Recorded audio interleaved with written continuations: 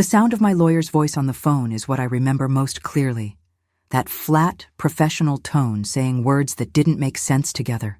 Forged signatures, gambling debts, $200,000.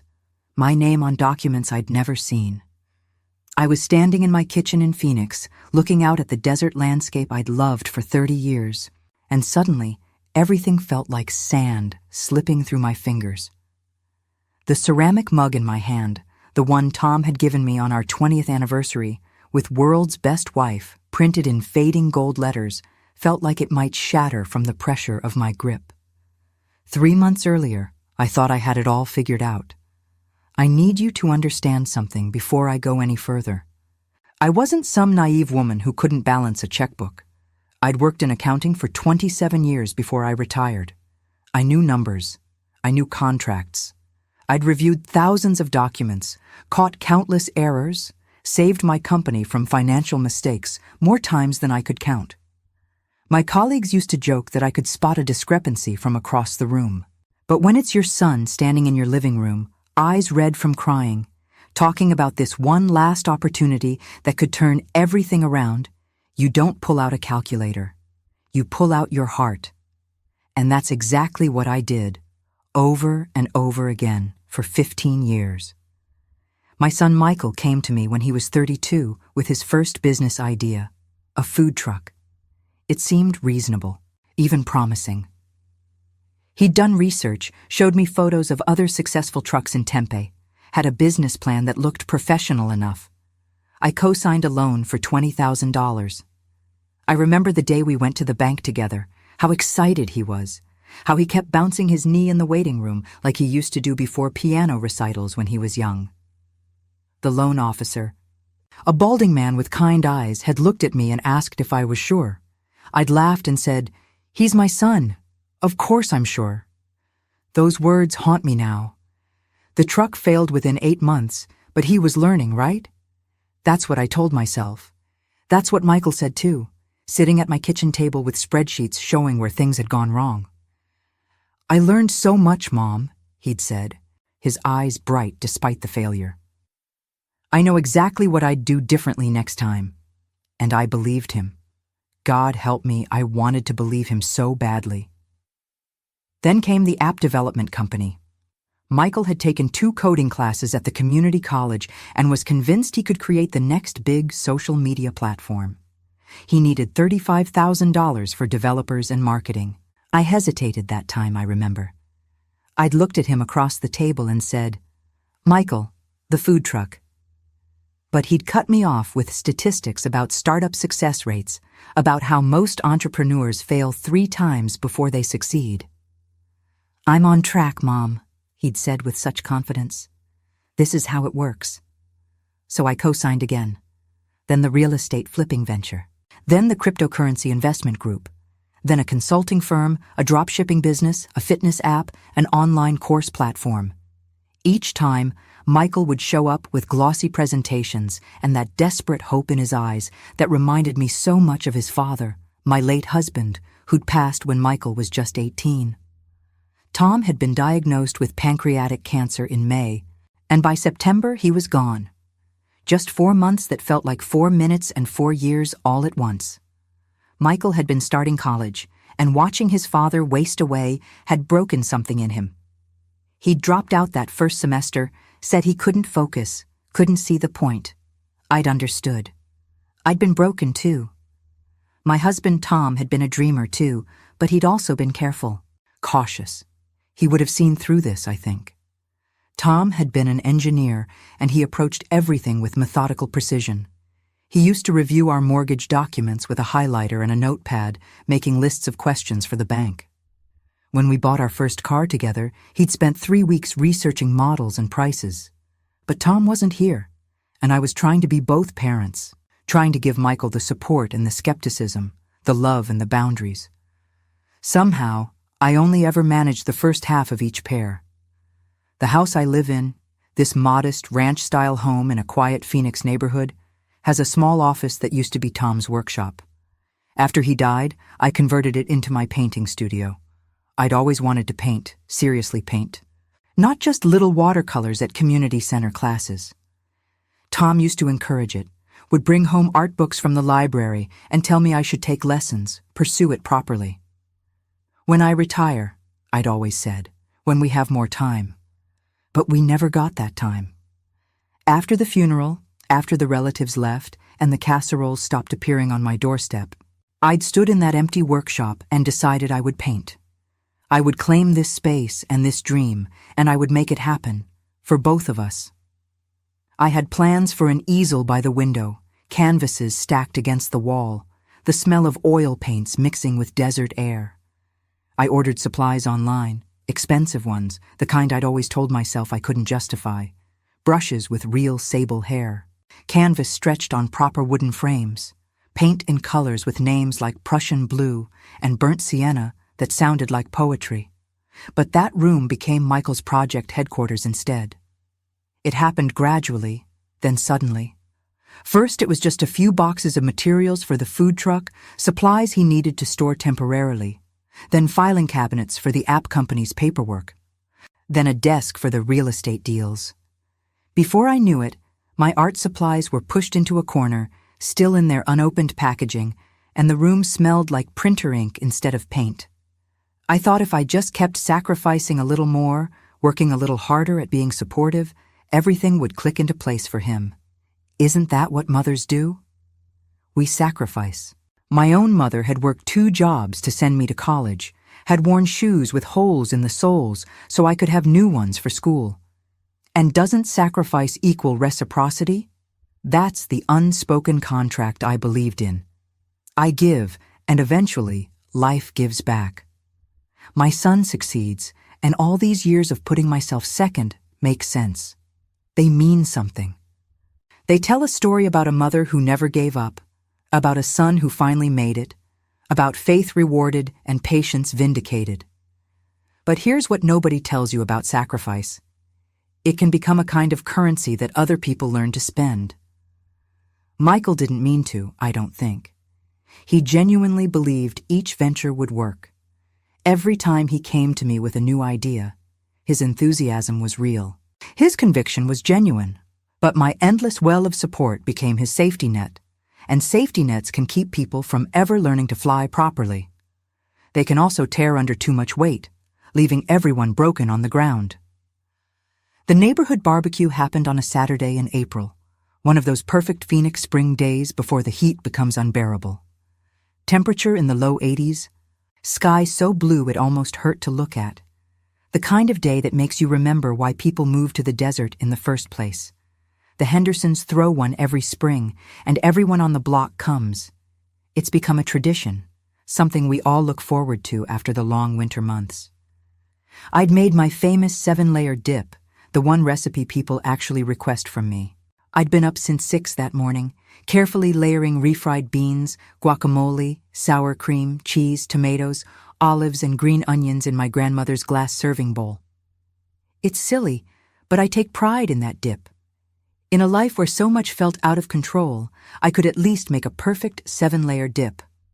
I was standing near the grill, talking to Linda Chen about her daughter's wedding, watching smoke curl up into that impossibly blue sky. Linda was showing me pictures on her phone, her daughter in a white dress, looking radiant and young and full of hope. I remember feeling a pang of something, envy, maybe, or grief, for the weddings and grandchildren I'd probably never see. Michael was 47 now, and between the failed businesses and the stress, relationships never seemed to last. He'd dated plenty of women, but nothing serious. Nothing that led to the future I'd imagined when he was born, when Tom and I had held this tiny person and dreamed about who he'd become. That's when Mark Henderson approached with a strange expression on his face, concerned maybe, or embarrassed. The kind of look people get when they have to tell you something they know will hurt. Mark is a good man, mid-60s, retired postal worker who spends most of his time now gardening and spoiling his grandkids. We've been neighbors for 22 years, have that comfortable friendship that comes from proximity and shared experiences and helping each other with small things over decades. He'd fixed my sprinkler system 3 times and never let me pay him. I'd watched his grandkids when his daughter had emergencies. We knew each other. "Eleanor," he said, pulling me gently away from Linda and the grill, away from the laughter and the smell of burgers and the normalcy of a spring afternoon. "I need to talk to you about something, privately." His voice was low, serious in a way Mark's voice never was. Mark joked about everything, made light of life's difficulties. This tone, this careful concern, made my stomach drop before he'd even said anything else. We walked to the side of the house, into the shade where the music from the party became muffled. I later learned that 1 in 10 Americans over 60 experience some form of elder abuse. I was one of them, and I didn't even know it had a name: financial abuse. It sounds so clinical, so distant, like something that happens to other people, vulnerable people, people who aren't as educated or aware, not to a woman who'd worked in accounting for nearly 3 decades. Mark pulled me aside, away from the smoke and the laughter, and said something that made my blood stop moving. His brother worked at a credit union downtown. My name had come up on a debtor's list for the business loan department. A big loan. Really big. "Eleanor, it's over $200,000, Mark said, his face creased with worry. My brother couldn't give me details, but he's concerned. He thought, "We thought you should know, in case something's wrong." Had I co-signed something recently? Did I know about this debt? The dip bowl I was holding started to feel impossibly heavy. My hands began to shake, and I watched the layers in the bowl blur together, all that careful arrangement becoming just a mess of colors. My mouth went dry. The sounds of the party behind us, children laughing, someone's dog barking, the sizzle of meat on the grill, all seemed to come from very far away, like I was suddenly underwater. I managed to say something about checking into it, heard my own voice sounding strange and distant. Made some excuse about needing to leave early, about forgetting something on the stove at home, a lie so transparent that Mark's face showed he didn't believe it, but was too kind to say so. I drove home in a fog so thick I barely remember the journey. I must have stopped at red lights, must have turned at the right streets, must have operated the vehicle safely because I arrived intact. But I have no memory of it. Just a blank space between Mark's concerned face and my own driveway. The truth is, I'd signed papers for Michael just 2 months before. He'd come over on a Tuesday evening, which should have been my first clue because Michael never just dropped by anymore unless he needed something. Our relationship had become transactional in a way I hadn't wanted to examine too closely. He called when he needed money or signatures or emotional support. Never just to chat, never just to see how I was doing. He'd had documents, official-looking things with legal letterhead. An investment opportunity, he said. Property development in Scottsdale, the kind of area where property values had been climbing steadily for years. All I needed to do was co-sign as a guarantor. Just a formality. The investors wanted to see family backing, wanted to know he had support, that he was serious about this venture. "It's different this time, Mom," he'd said, and I'd heard him say those exact words so many times before, but I'd wanted to believe them, always wanted to believe them. These are serious investors, real money. This could finally be the one that works. I'd signed. God help me. I'd signed without reading past the first page. He'd stood there in my kitchen, shifting his weight from foot to foot in that way he had when he was nervous, and I just wanted him to relax, wanted him to be happy, wanted to be the mother who believed in her son. So I'd signed. But now, sitting in my car in my own driveway, looking at my house and suddenly seeing it as something that might be taken from me, I felt something crack inside my chest. The official documents I'd signed, those had been real. But Mark was talking about multiple loans, debts I didn't know existed. How could there be debts I didn't know about? I'd signed papers, yes, but just those papers, just that one time 2 months ago. Unless. That night, I couldn't sleep. I lay in bed staring at the ceiling, at the slowly rotating fan Tom had installed the summer before he got sick. We'd picked it out together at Home Depot, had laughed about the ridiculous number of fan options available. "How many ways can you move air around?" Tom had joked. Now I stared at it, watching the blades slice through darkness, and felt like I was falling. At 3 a.m, I gave up on sleep. I got up, made coffee I didn't drink, and went through every paper Michael had ever given me, every email, every text message about money. The pattern was there, had been there all along, but I'd been too close to see it. Small requests that grew larger. "Mom, can you lend me $500 for tools for the food truck?" That had become $1,000 for supplies, then $5,000 for inventory. Each request slightly bigger than the last, so gradually that I never noticed the escalation. Vague details that should have raised red flags. When I'd asked for specifics about the app development, he'd talked in circles about proprietary technology and competitive advantages without ever really explaining what the app actually did. Promises of repayment that never materialized. "I'll pay you back as soon as the truck starts making profit. Once the app launches, you'll get every penny back.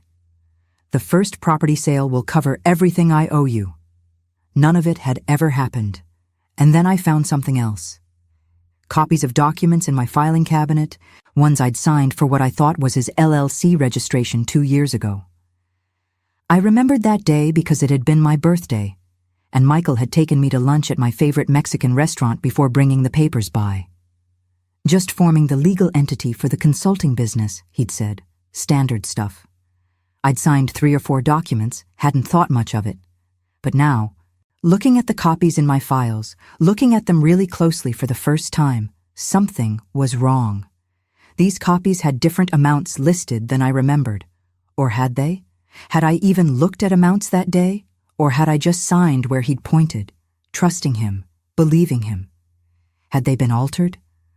Or had I just not looked carefully enough? I couldn't be sure, and that uncertainty was almost worse than knowing. It meant I couldn't trust my own memory, my own perception of what had happened. I got a magnifying glass from my desk drawer and examined the signatures. Looking at them so closely, the letters stopped making sense. They looked like my signature. They were my signature.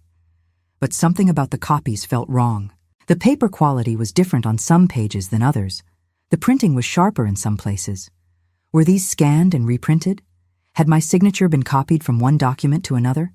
I couldn't tell, and the not knowing made me feel like I was losing my mind. The pancakes. That's what got me the next morning. For 15 years, since this whole cycle of investment and disappointment began, I'd made Michael pancakes every Sunday when he came for breakfast. Blueberry pancakes with real maple syrup, his favorite since he was 7 years old. I remember the first time I'd made them for him, how his face had lit up, how he'd eaten 4 pancakes and asked if he could have them every Sunday forever. Tom and I had laughed at the forever, not knowing how short Tom's forever would be, not knowing how long mine would stretch.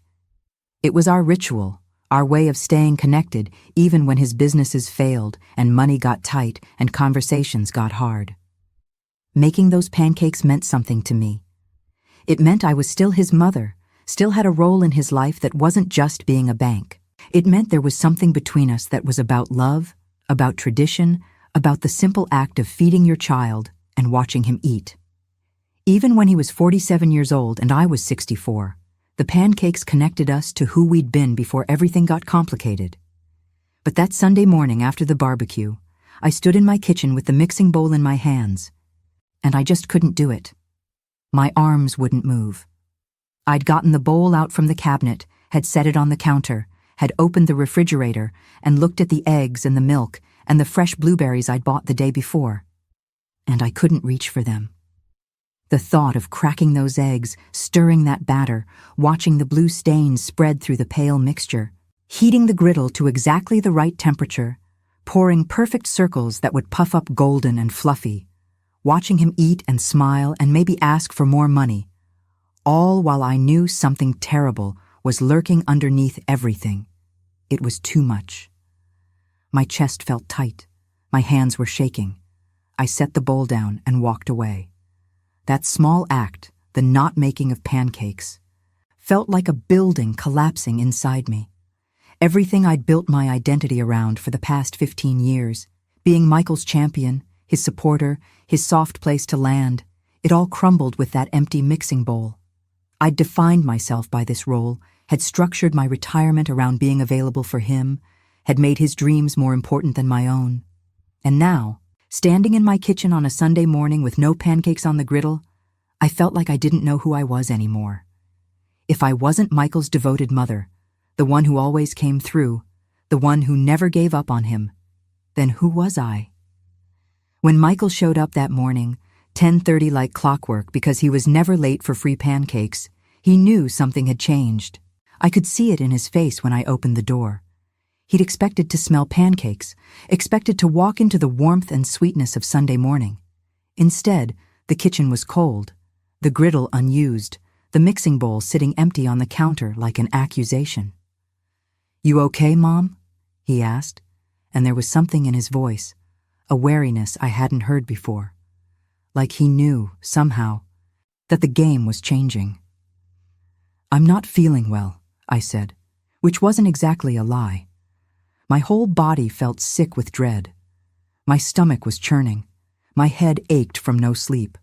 I was nauseous with anxiety and fear, and the horrible weight of knowledge I wasn't ready to confront him with yet. Not until I knew the full truth. Not until I had all the pieces. He came in anyway, sat at the kitchen table, and we had 20 minutes of the most awkward small talk of our lives. He told me about a job interview he had coming up, maybe his first real job interview in 15 years, and I wondered if that was even true or just another story. I told him I was thinking about joining the library book club, and he nodded like he was listening, but I could see his eyes darting around the kitchen, looking for signs of what was wrong.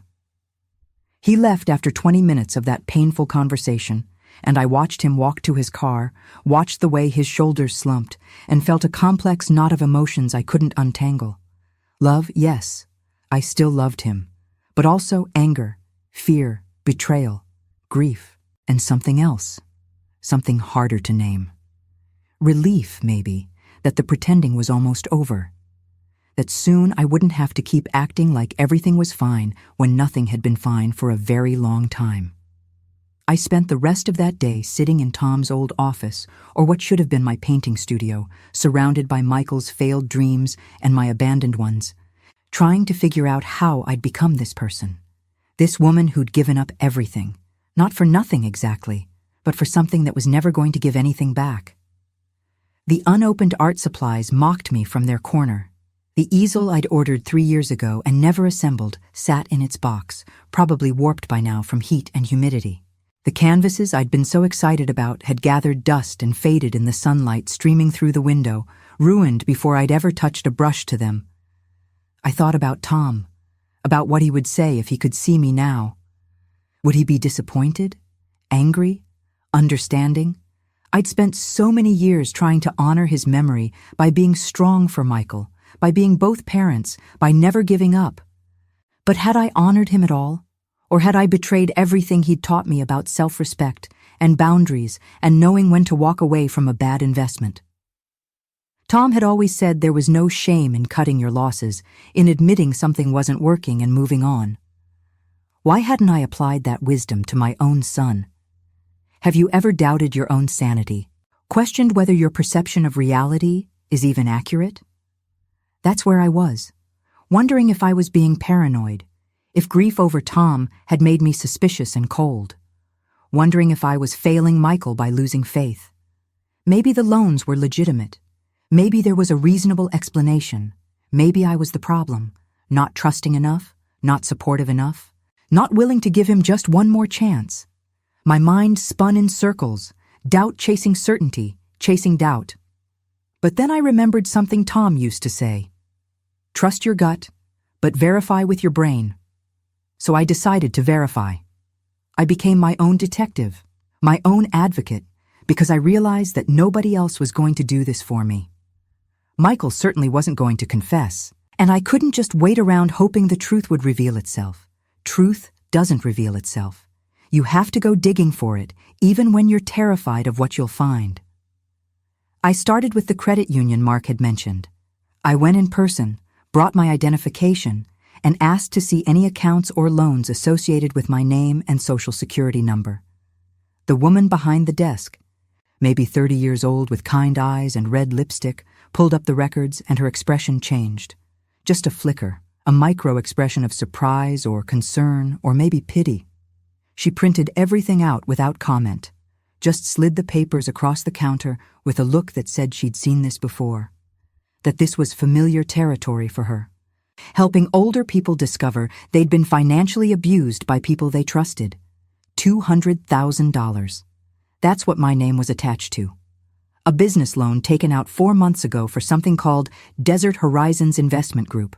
I'd never heard of it. The name meant nothing to me. I stared at the documents, at the account numbers and loan terms and payment schedules, and none of it made sense. The signature on the application looked like mine, but I hadn't signed it. Or had I? Was this one of those documents from 2 years ago that I'd thought was for LLC registration? Or was this something else entirely? I went home and compared it to the documents in my files, and that's when I saw it. The signature was mine, from the LLC papers I'd signed 2 years ago. I could tell because there was a little flourish on the final R in Eleanor that I only did when I was using my good pen, the Mont Blanc Tom had given me for our anniversary. I'd used that pen for the LLC papers because it had felt official, important.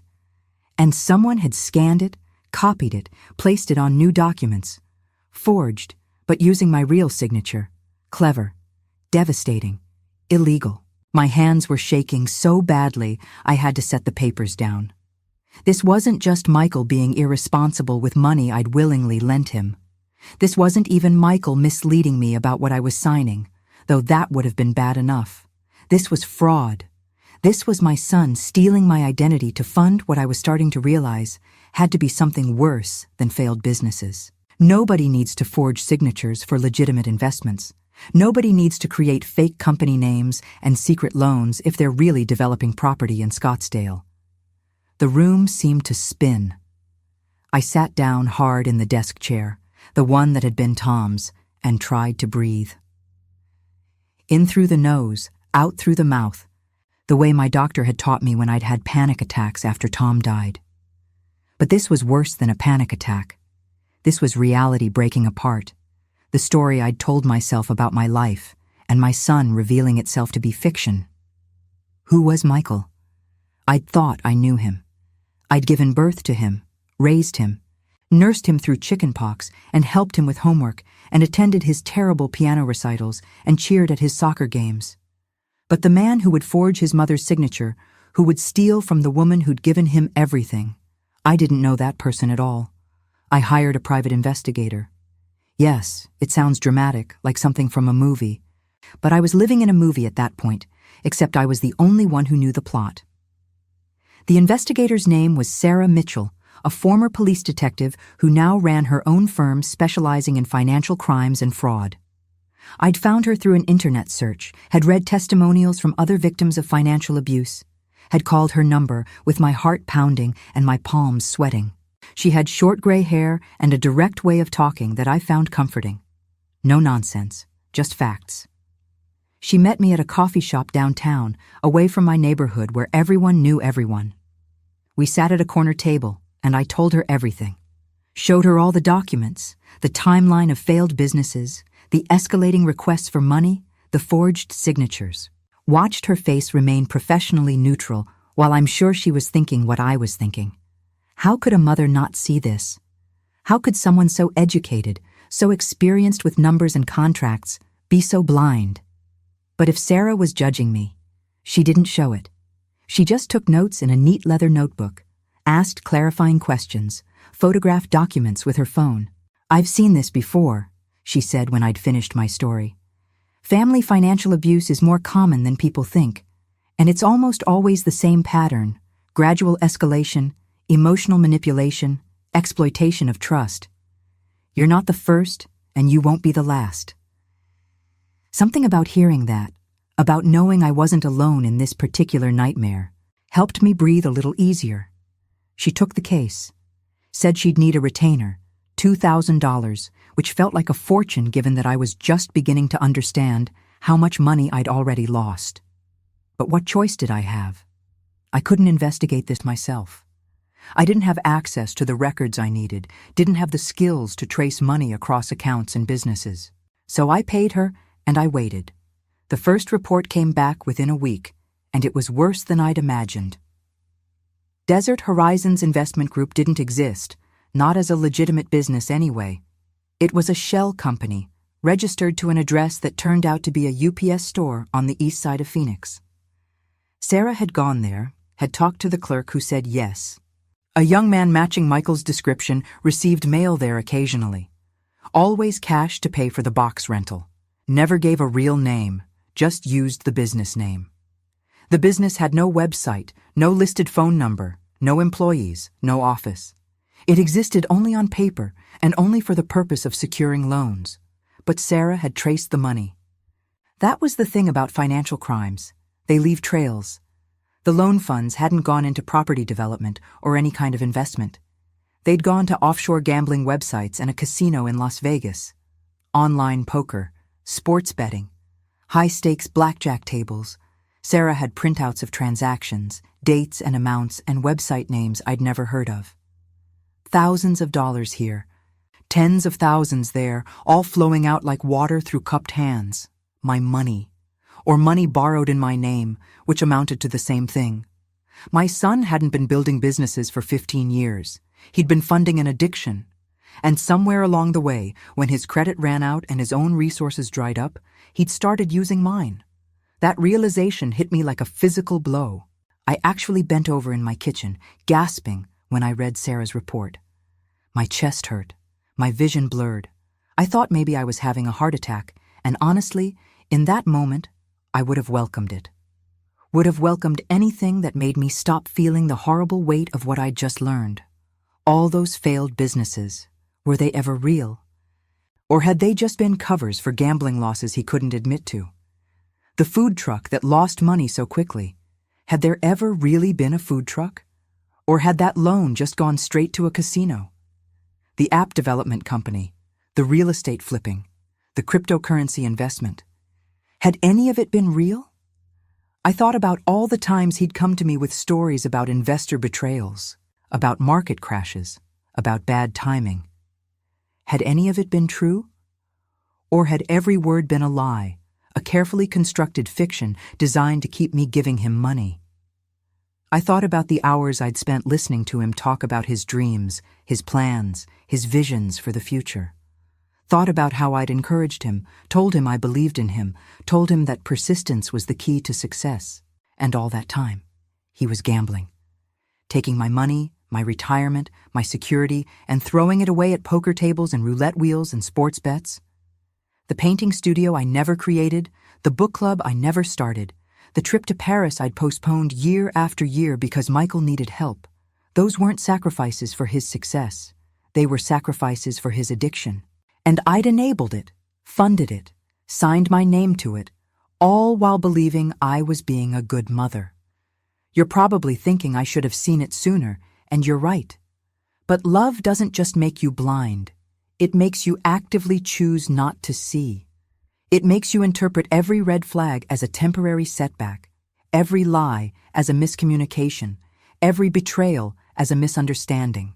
I'd been choosing not to see for 15 years, and now I couldn't unsee any of it. The scales had fallen from my eyes, and the world looked completely different. Harsh, sharp, painful in its clarity. Sarah continued her investigation over the next 2 weeks. She found more debts, smaller ones, in my name. Credit cards I'd never opened, maxing out at electronic stores and cash advance locations. She showed me applications with my forged signature, accounts opened online using my social security number and personal information. How long had he been doing this? How much did he really owe? Online loan applications with my forged signature, each one for $5,000 or $10,000, amount small enough not to trigger major alerts, but large enough to add up. The total damage was approaching $250,000 when we finally had the complete picture. $250,000. I couldn't even comprehend that number. It was more than my annual salary had ever been. It was years of retirement savings, decades of careful budgeting and smart investments. It was my mother's inheritance that was supposed to see me through my old age. It was my security, my future, my freedom.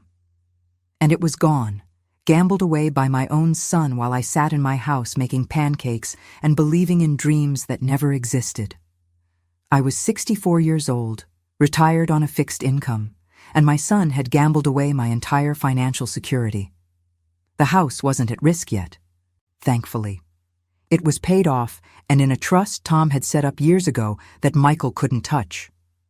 Tom had been adamant about that trust, had insisted on it despite the cost of setting it up properly.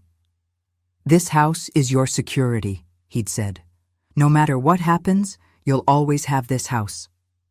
At the time, I'd thought he was being overly cautious. Now I understood he'd been protecting me. Maybe even from scenarios he'd worried about, but never said aloud.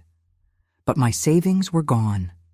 Every penny I'd carefully accumulated over decades of work. My retirement accounts were drained. Michael had somehow gotten access to those too, though Sarah was still figuring out how. The small inheritance my mother had left me when she passed 5 years ago. The $50,000 I'd planned to use for travel and art supplies and maybe some home renovations. Gone. All of it gone.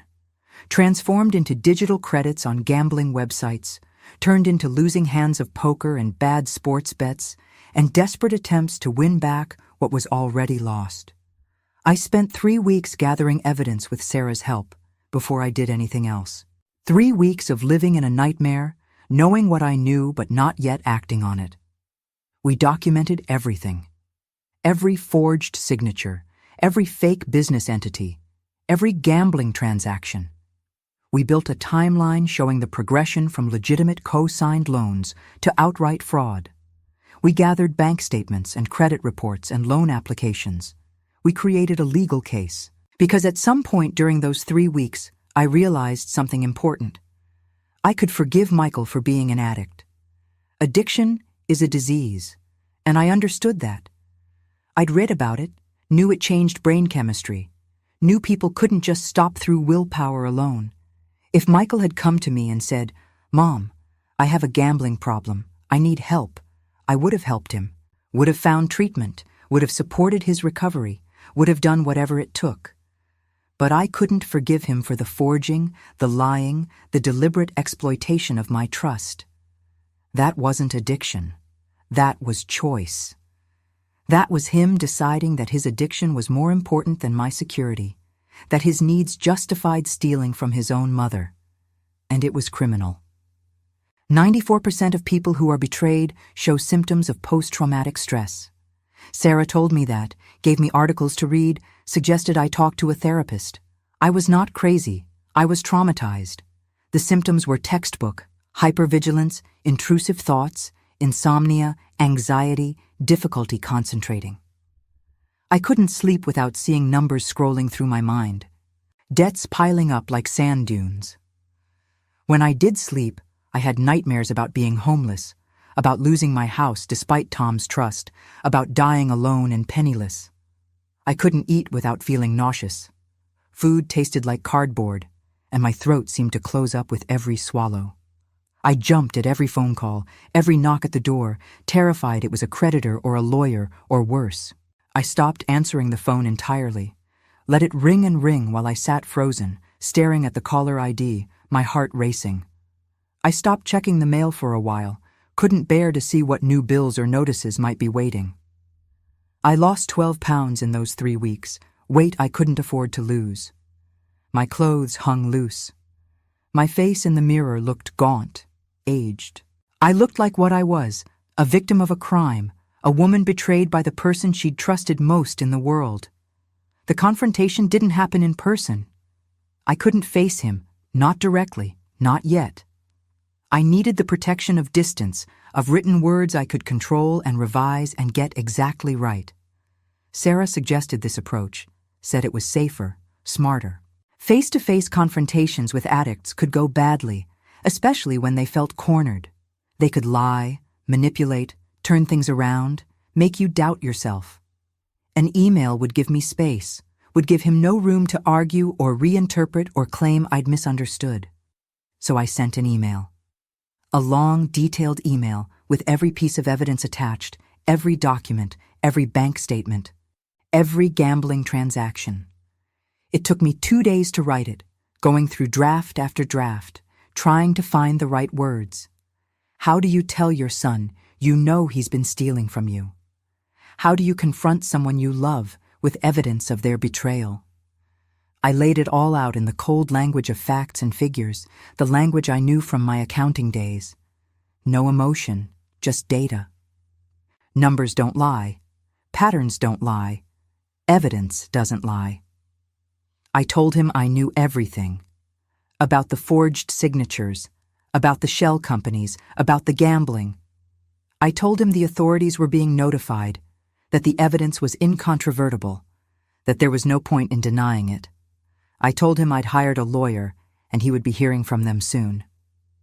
And then I told him something I'd never said to him in his entire life. I was done. Done sacrificing. Done enabling. Done being his safety net while he destroyed both our lives. Done being the mother who always came through, always forgave, always gave one more chance. Studies confirm that adults 65 and older are the only age group with an increasing divorce rate. We seek new beginnings later in life because sometimes it takes us that long to realize we deserve them. Sarah had told me that too. Told me I wasn't just allowed to set boundaries, I was required to if I wanted to survive. That loving someone didn't mean letting them destroy you. That being a good mother didn't mean being a doormat. That I had rights, and one of those rights was the right to protect myself, even from my own child. Michael called within an hour of receiving the email. My phone lit up with his name, and I stared at it, my hand hovering over the answer button, my whole body shaking. I didn't answer. He called again, and again. 53 missed calls by the time I finally answered on the third day. 53 calls. 30 voicemails, probably 100 text messages I couldn't bring myself to read. The voicemails were frantic, escalating. First confused. Mom, what are you talking about? Then angry. This is crazy. You're being paranoid. Then desperate. Please, Mom, we need to talk about this. Then threatening. If you go to the police, you'll regret it. When I did pick up, on that third day, his voice was different than I'd ever heard it. Panicked, yes. Desperate, absolutely. But also angry, an edge to his tone that was almost mean. He tried to blame me first, said I'd never believed in him, never really supported him, always waited for him to fail. Said I was sabotaging him out of spite, out of jealousy of his ambition, out of some twisted need to keep him dependent. The words came fast and furious. Accusations piling on accusations, a torrent of blame that would have worked on me even a month ago. I listened without speaking, this torrent of deflection and manipulation that felt both familiar and alien. How many times had I heard versions of this? Him explaining why things hadn't worked, why it wasn't really his fault, why I needed to understand the circumstances. But now I heard it for what it was. The scrambling of someone caught, trying to make me doubt myself one more time, trying to make this my fault, my failure, my problem. When he finally stopped talking, stopped long enough to take a breath and wait for my response, I said something I'd been practicing with Sarah. 5 words I'd rehearsed until they stopped making me cry. Michael, I love you, but I will not let you destroy me. My voice was steady, calm, certain. Then I hung up, and in that moment, sitting in my quiet house with the phone still warm in my hand, I felt something shift. Not relief exactly, not peace, but a kind of strength I didn't know I still had. The legal process was brutal. I won't pretend it wasn't. My lawyer, Patricia Gomez, was a fierce woman in her 50s who specialized in elder financial abuse. She came recommended by Sarah, had a reputation for taking no prisoners, for fighting these cases with everything she had. Our first meeting was in her office downtown, a sleek space with law books lining the walls and a view of the Phoenix skyline. She listened to my story without interrupting, took notes, reviewed all the evidence Sarah had compiled. "You have a strong case," she said finally. Very strong. The documentation is excellent, the pattern is clear, and the amount is significant enough that prosecutors will take this seriously." Then she looked at me directly, her dark eyes sharp and kind at the same time. "But you need to understand, this is going to be hard. He's going to fight. He's going to try to paint you as vindictive, as a bitter old woman making false accusations. Family cases like this get messy. Are you prepared for that?" Was I prepared? I didn't know, but I knew I didn't have a choice. "Yes," I said, "I'm prepared." That term still stung. Elder abuse. Like I was some helpless old woman instead of someone who'd simply trusted the wrong person. I wanted to protest, to say I wasn't elderly, wasn't helpless, wasn't the stereotype that phrase conjured. But Patricia didn't see it that way. She saw it as crime, plain and simple, and she went after Michael with the full force of the law. We filed criminal charges for identity theft and fraud. We filed civil suits to recover the money. We notified every creditor that the debts were fraudulently incurred and provided the evidence. Some of them fought us, had their own lawyers insisting I was liable, regardless of whether I'd signed the documents willingly. Some of them wrote off the debts immediately when they saw the documentation, especially when they saw the police reports and criminal charges. It was a mess that took 8 months to mostly resolve. 8 months of court dates and depositions and lawyers arguing over documents while I sat there, trying to follow proceedings that felt like they were happening to someone else. 8 months of living on crackers and canned soup because I was terrified to spend money on anything that wasn't absolutely necessary. I'd cut my grocery budget to almost nothing, stopped buying anything that wasn't essential. My friends noticed I'd lost weight, that I looked tired and worn. Linda invited me to dinner multiple times, but I always made excuses. I was ashamed, didn't want to admit what was happening, didn't want people to know how badly I'd been fooled. The isolation made everything worse, but I couldn't seem to break through it. Michael tried to see me twice during those months. Once he showed up at my door at midnight, crying and begging. I heard him out there, heard his voice calling, "Mom, please, I'm sorry, please let me in." Heard him crying. Great sobbing sounds that broke my heart even as I sat frozen on my couch, terrified and determined. I didn't open the door. I called Patricia instead, and she called the police to enforce the restraining order I'd filed. I watched through the window as the police car arrived, as they talked to Michael, as he gestured and explained and finally got in his car and left. The officers knocked on my door afterward, asked if I was okay, if I needed anything. I said I was fine, though I wasn't, and they left. The second time, weeks later, he sent his girlfriend, a woman I'd never met, to plead his case. Her name was Jessica, she said through my closed door. She and Michael had been dating for 3 months. He'd told her everything, and he was getting help now. Really getting help. Going to Gamblers Anonymous meetings. Seeing a therapist, working on himself. He wanted to make amends, wanted to apologize, wanted a chance to fix things. Jessica stood on my porch, this woman in her 30s with worried eyes, and I felt sorry for her. Sorry she'd gotten involved with Michael. Sorry she was probably the next person he'd exploit once he ran out of other options. I told her that was wonderful, and I genuinely meant it. I hoped he would get help. I hoped he would recover. I hoped he would get clean and build a real life and find happiness. But his recovery couldn't be built on my destruction, and I closed the door. Heard her stand there for a moment, then walk away. Watched from the window as she got in her car and drove off, and wondered if she believed me, if she understood, or if she thought I was just a cold, unforgiving mother who'd turned her back on her child in his time of need. The justice part, the real legal consequences, came slowly, but they came. The court ordered Michael to repay the debts on a payment plan that would take him decades to complete. With his employment history, or lack thereof, the judge had set the monthly payment at $500. At that rate, it would take him 42 years to repay what he'd stolen.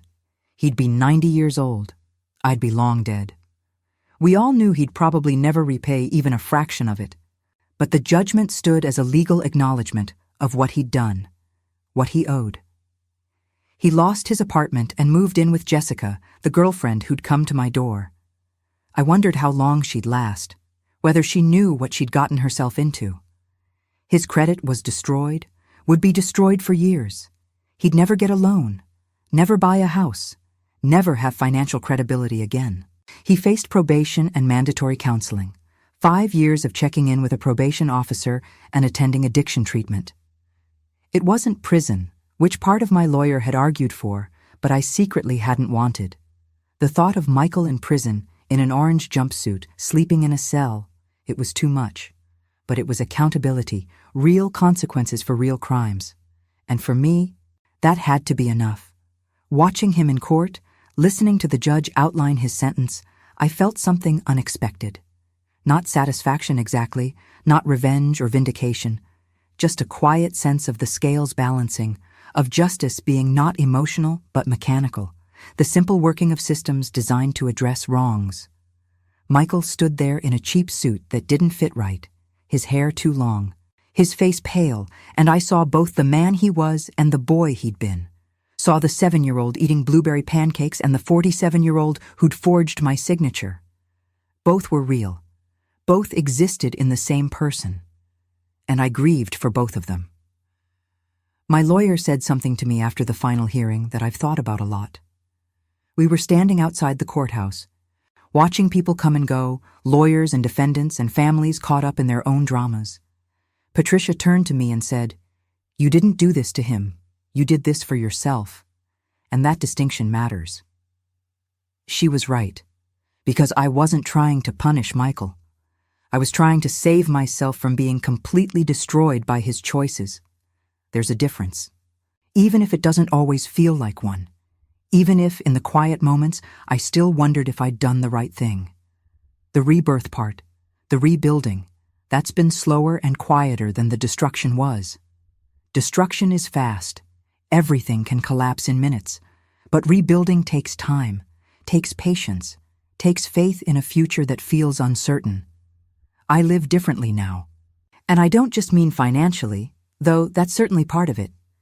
I learned to cherish simplicity in a way I never did before. My morning routine now involves sitting on my back porch with coffee, watching the sun rise over the desert. Just that. No phone, no news, no mental calculations of what I owe or what's been taken. Just coffee and sunrise and bird sounds. The way the light turns the mountains pink, then gold, then that harsh, bright white of full day. I've stripped my life down to essentials, and in doing so, I found a kind of freedom that's hard to describe.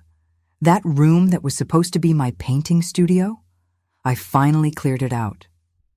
Took me a whole weekend to go through Michael's abandoned files, to shred the business plans and failed dreams.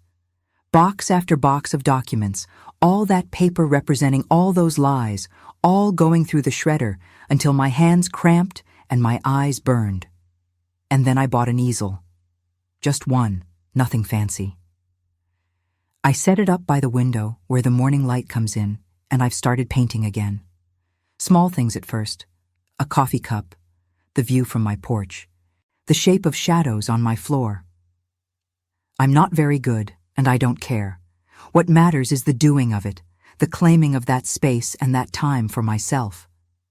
The first painting I completed, really completed, was of Tom. From memory, from photographs, from the image of him that lives in my heart. I painted him in his workshop, the way he used to stand at his workbench with his reading glasses sliding down his nose, completely absorbed in whatever project he was working on. It took me 6 weeks, working a little each day, mixing colors and studying techniques, and trying to capture not just what he looked like, but who he was. When I finished it, I cried for an hour. But they were good tears, healing tears. I hung it in the living room where I can see it every day, and sometimes I talk to it. Tell Tom about my day, about the paintings I'm working on, about how I finally made it to the Paris he and I always talked about visiting together. My friend Linda from the neighborhood, she started a book club last year and I joined.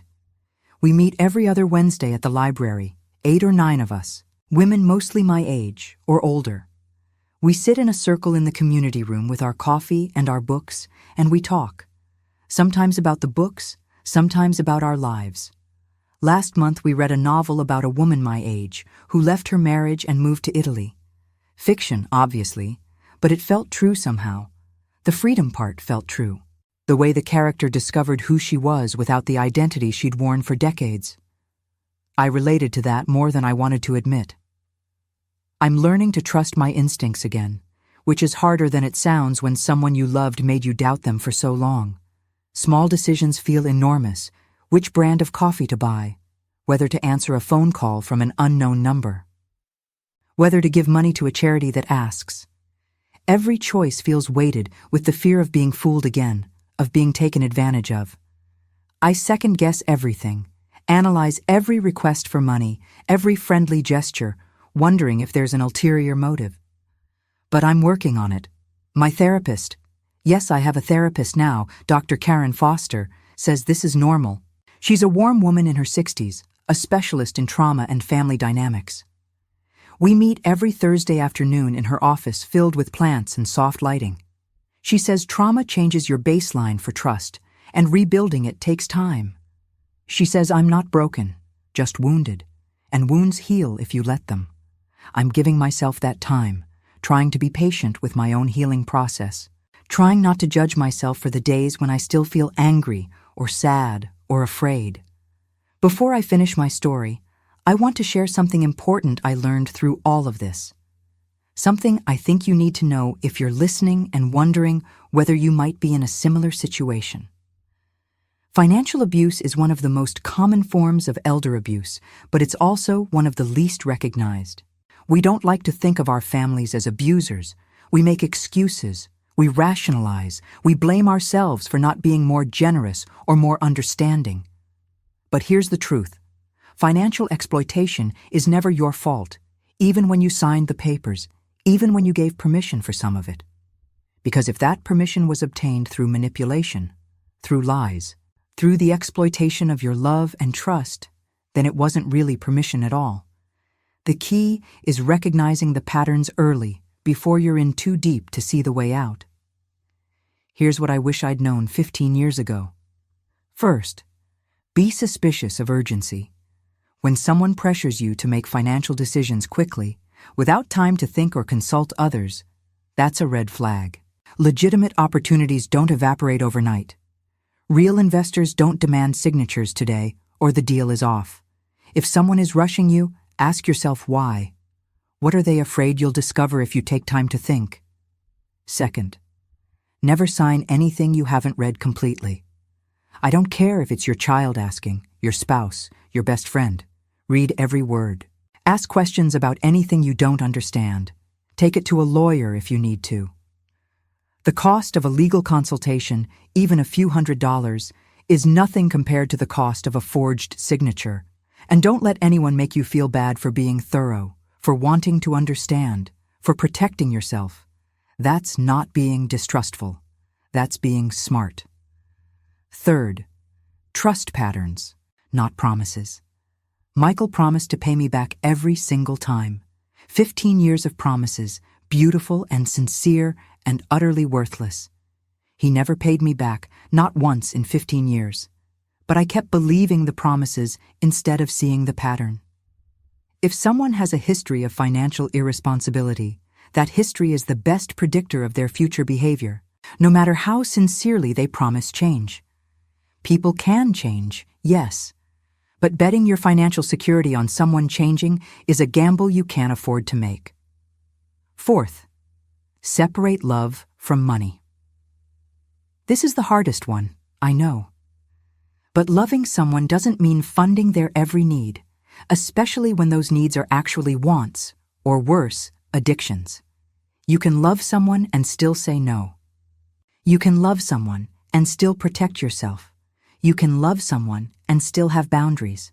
In fact, real love requires boundaries. Without them, relationships become exploitative, no matter how much affection exists. Love without boundaries isn't love. It's enabling, it's enmeshment, it's a path to mutual destruction. Fifth, know your rights. I didn't know that forging someone's signature is a serious crime, not just a family matter. I didn't know I could file police reports and get restraining orders. I didn't know there were lawyers who specialized in this exact situation, who fought these cases every day. If I'd known, I might have acted sooner, saved myself years of exploitation, thousands of dollars, immeasurable emotional pain. Knowledge is power, especially legal knowledge. Educate yourself about your rights, about what constitutes fraud, about what recourse you have, and finally, your financial security matters, your retirement matters, your peace of mind matters. These things are not selfish. They are not secondary to your child's needs or dreams. You worked for your money. You earned your security through decades of labor, of sacrifice, of careful planning. Protecting it is not being cruel or unsupportive. It's being reasonable and self-respecting. It's honoring your own life and future. You deserve to have security in your old age. You deserve to not spend your retirement in fear and deprivation. And no one, not even your own child, has the right to take that from you. If you're in a situation like mine was, or even if you just suspect something isn't right, please talk to someone. A lawyer, a financial advisor, a therapist, a trusted friend who isn't part of the family dynamic. Get an outside perspective, because when you're in the middle of it, you can't see the forest for the trees. I couldn't. I was so busy watering individual trees, trying to keep them alive, that I didn't notice the whole forest was dying around me. I was so focused on helping Michael with each individual crisis that I never stepped back to see the pattern, to understand that the crises themselves were the pattern.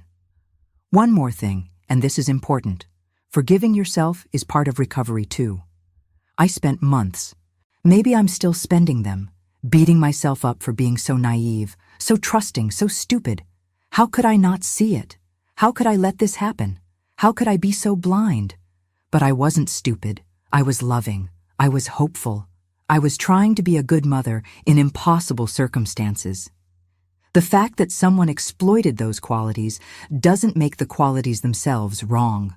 It makes the exploitation wrong. I'm learning to hold both truths at once. I made mistakes, and I was also victimized. Both can be true. They don't cancel each other out. Dr. Foster talks about this a lot in our sessions, the importance of self-compassion. She asks me what I would say to a friend in my situation, how I would judge them. And of course, I wouldn't. I'd see them as a victim, as someone who loved deeply and was betrayed for it. So why do I judge myself so harshly? Why do I hold myself to a standard of perfect prescience that I'd never hold anyone else to? It's a good question, one I'm still working on answering. But slowly, gradually, I'm learning to extend to myself the same compassion I'd give to anyone else in my situation. Thank you for staying with me until the end of this story. I know it wasn't easy to hear, and it wasn't easy to tell. These words have cost me tears and sleepless nights and the reliving of trauma I'd rather forget. But I needed to tell it, and I hope maybe hearing it helps someone out there who's going through something similar. I hope it helps you see the signs sooner than I did. Act faster than I did. Protect yourself better than I did. If my pain can prevent someone else's, if my mistakes can teach someone else what to avoid, then maybe they weren't entirely in vain. I'd love to know where you're listening from and what time it is there. Are you having your morning coffee like me, watching your own sunrise in your own corner of the world? Or is it late at night and you can't sleep, lying in darkness, scrolling through stories, looking for company, for connection, for proof that you're not alone? Leave a comment and let me know. Tell me your city, your country, your time zone. Tell me if this story resonated with you, if you saw yourself in it, if you've been through something similar. And if this story resonated with you, if you felt something hearing it or learned something from it, please hit that like button. It helps more people find these stories, and maybe someone out there needs to hear this exact message today. Now here's my question for you, and I really want you to think about it. What would you have done in my place? Would you have prosecuted your own child? Would you have stopped at just cutting them off financially, hoping that would be enough? Do you think I was too harsh, turning him into the police, or not harsh enough, accepting probation instead of pushing for prison time? Tell me in the comments. I want to know what you think, Because sometimes I still wonder if I did the right thing. Sometimes, in the dark hours of the night, I lie awake and question every decision I made. The truth is, there's no perfect answer. There's no guidebook for what to do when your child betrays you, when love and law collide, when protecting yourself means prosecuting someone you'd give your life for. But there is your answer, and understanding what you would do, what your boundaries are, what you're willing to accept and what you're not. That's valuable knowledge to have before you ever need it. Think about it now, while you're not in crisis, while you can consider it objectively. Because if you wait until you're in the middle of it, everything will be clouded by emotion and fear and desperate hope. Don't forget to subscribe if you haven't already. There are more stories coming, more journeys of survival and rebuilding, and learning to trust yourself again. Stories from people who've been where you are, who faced impossible choices and somehow found their way through. And check out the 2 videos I'm recommending. One about recognizing financial manipulation in relationships and another about rebuilding your life after betrayal. Both might give you tools and insights you need, whether you're facing this now or just want to be prepared. Until the next story, take care of your heart, protect your peace, and remember that choosing yourself, even when it's hard, especially when it's hard, is never the wrong choice. You matter. Your security matters, your future matters, your dreams matter, your peace of mind matters. Don't let anyone, not even someone you love, convince you otherwise. Because at the end of the day, you're the one who has to live with the consequences of your choices. Make sure those consequences are ones you can live with. Make sure you can look at yourself in the mirror and be proud of the person looking back. I can now, finally, after all this time. And that's worth more than any amount of money.